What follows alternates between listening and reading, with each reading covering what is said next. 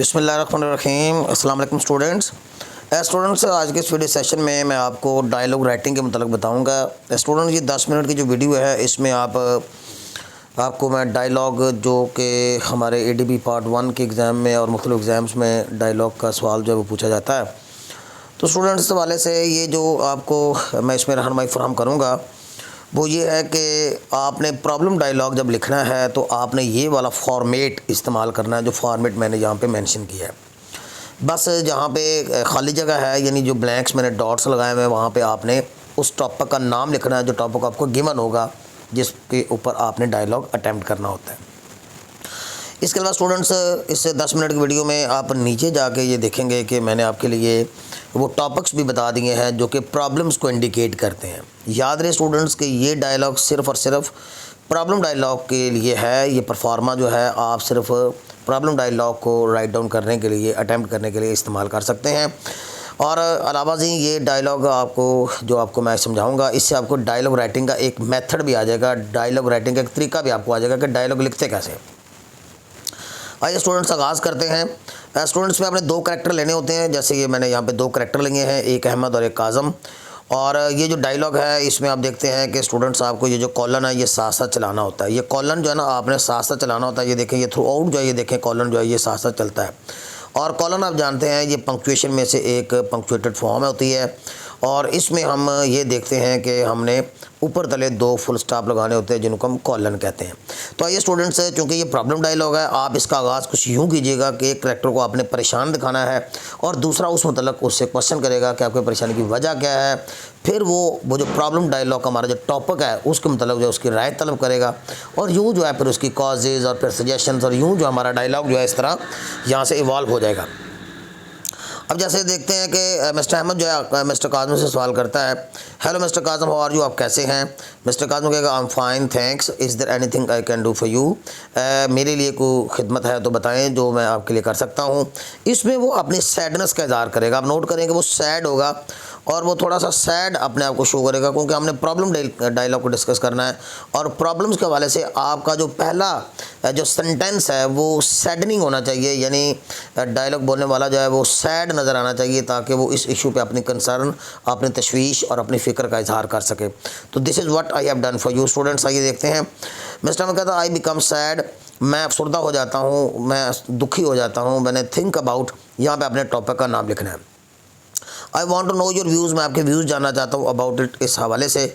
Will you please comment on it, क्या मेहरबानी फरमा के इसके ऊपर कुछ कमेंट्स पास करेंगे कि ये मौजू जो है जो आपके साथ जिसके ऊपर मैं आपकी राय तलब करना चाहता हूँ आप इस हवाले से क्या सोचते हैं। तो वो फिर अपनी राय देता है। ये देखते हैं इसको। काज़म कहेगा of course we are facing a very disappointing situation, हमें बहुत ही मायूस कुन सूरत हाल का सामना है। अबाउट आगे आपका मौजू का नाम, वो टॉपिक जो आपने अटैम्प्ट करना है वो आपने लिखना है। और द ट्रेंड एंड टेंडेंसी, और इसका माना रुझान होता है, मिलान होता है, लोगों का किसी तरफ माइल होना, राग़िब होना, ये इसको ज़ाहिर करता है। The trend and tendency of, यहाँ मौजू का नाम आ जाएगा, इज़ इंक्रीजिंगली रैपिडली, वो बड़ी तेज़ी से ये रुझान जो है इस तरफ बढ़ता जा रहा है, हर गुजरते दिन के साथ आप बता सकते हैं। फिर इसके अलावा आप इस मौजू पे स्टूडेंट्स यहाँ पे 3-4 जो लाइनें हैं वो अपनी एबिलिटी के मुताबिक, अपने नॉलेज के मुताबिक जो है कोशिश करें कि 2-3-4 जुमले जो हैं आप इसमें यहाँ पे एडजस्ट करें ताकि डायलॉग की लेंथ जो है किसी हद तक प्रॉपर हो जाए।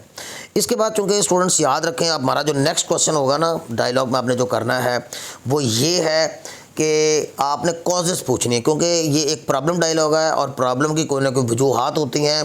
तो लिहाजा हम ये लॉजिकली भी कह सकते हैं कि हमने वेरी नेक्स्ट क्वेश्चन जो है वो मिस्टर अहमद ने मिस्टर काज़म से उसकी कॉजेज़ के मतलब करना है कि इसकी कॉजेज़ क्या है। यहाँ पे अपने टॉपिक का नाम देना है। अब फिर वो कॉजेज़ जो है वो बताने के लिए सेंटेंस का आगाज़ यूँ करेगा mister Kazim, in my view the major cause of, यहाँ पे टॉपिक का नाम आ जाएगा, यहाँ पे उसकी मेजर कॉज लिखें, थोड़ा सा उसको एलेबरेट कर दें, थोड़ा सा उसको एक्सप्लेन कर दें, ज़रा बेहतर हो जाएगा। 2-3-4 वजूहात भी आप दे सकते हैं, कुछ 2-4 सेंटेंस आप यहाँ पे दे सकते हैं, नहीं तो सिंपली जो है आप जो कॉजेज़ से रिलेटेड जो मेन वर्ड्स हैं, जो वोकैबुलरी है थोड़ी सी, वो आप यहाँ पे मेंशन कर सकते हैं। इसके बाद जो है चूँकि स्टूडेंट्स लॉजिकली एक बात मैं आपको और बता दूँ कि चूँकि ये एक मसला है और मसले की कॉजेज़ होती हैं, और कॉजेज़ जो है वो किसी मसले से मतलब ज़ाहिर बात है क्रिएट करने के लिए जो होती हैं, जिससे वो मसला क्रिएट होता है। अब ज़ाहिर बात है कि उस मसले के बैड फैक्ट्स होते हैं। वो मसला है ही सिर्फ इसलिए क्योंकि वो बैड फैक्ट्स का हामिल है। तो यहाँ पे उसके बैड फैक्ट्स भी हम यहाँ पे देखते हैं।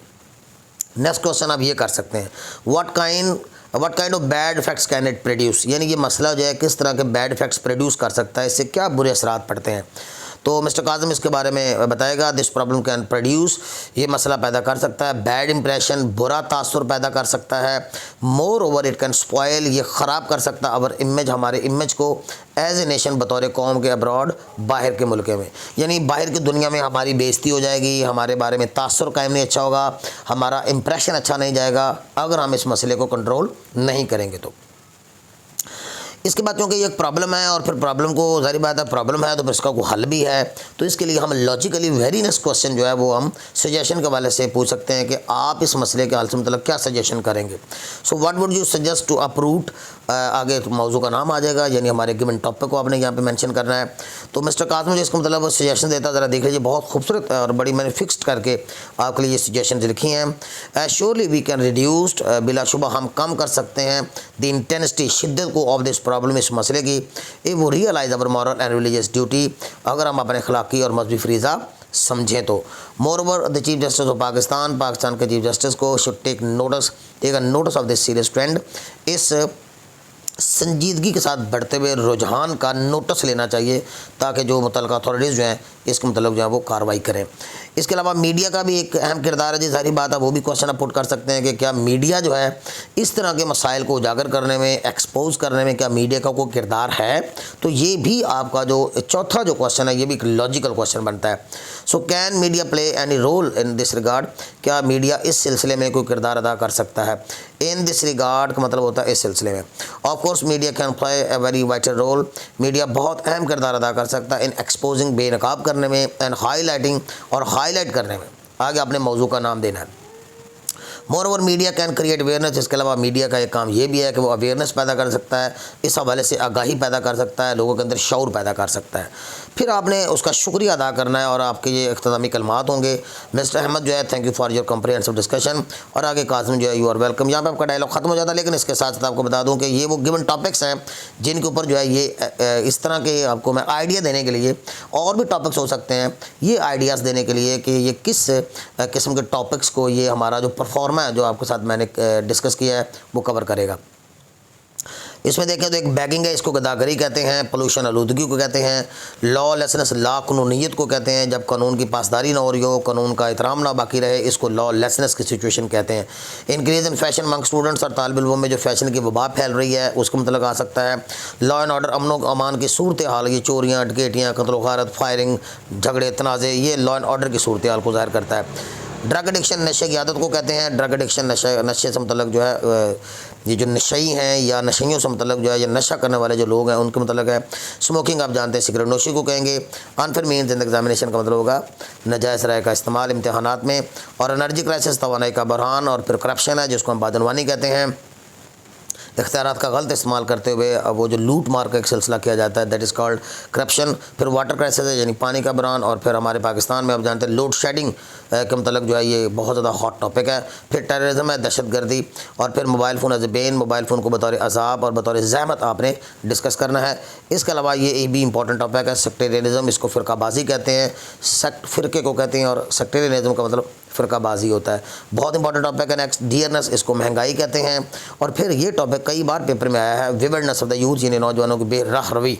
वो जो नौजवान है जिनको कोई मंजिल की तयन नहीं हो रहा, वो मंजिल उनको मिल नहीं रही है और वो डिप्रेस हुए पड़े हैं और वो गलत कार्यों का शिकार हो रहे हैं, वो नौजवान नस्ल जो डमाडोल है और बेराह रवी का शिकार हो गई है, ये उससे मतलब टॉपिक है। फिर बेटे वल्गैरिटी और ऑब्सैनिटी है, यानी ओरियानी और फाशी और बेहयाई जो सोशल मीडिया पे, स्टेट ड्रामों में या फिल्म्स के अंदर दिखाई जाती है। तो ये स्टूडेंट्स, ये हमारा जो टॉपिक है ये आपका डायलॉग से मतलब टॉपिक था, इसको आप स्टूडेंट्स याद कर लीजिए। 3 से 4 दफ़ा लिखने से अच्छी तरह ये टॉपिक आपको याद भी हो जाएगा। और इसके अलावा स्टूडेंट्स मैं आपको बताता चलूँ कि इसमें आप मैं कोशिश करता हूँ कि इसकी जो PDF है वो भी मैं इसके एंड पे दे दूँ, आप PDF वहाँ से मुफ्त में फ्री में डाउनलोड कर सकते हैं। Okay students, till next video, अल्लाह हाफिज़।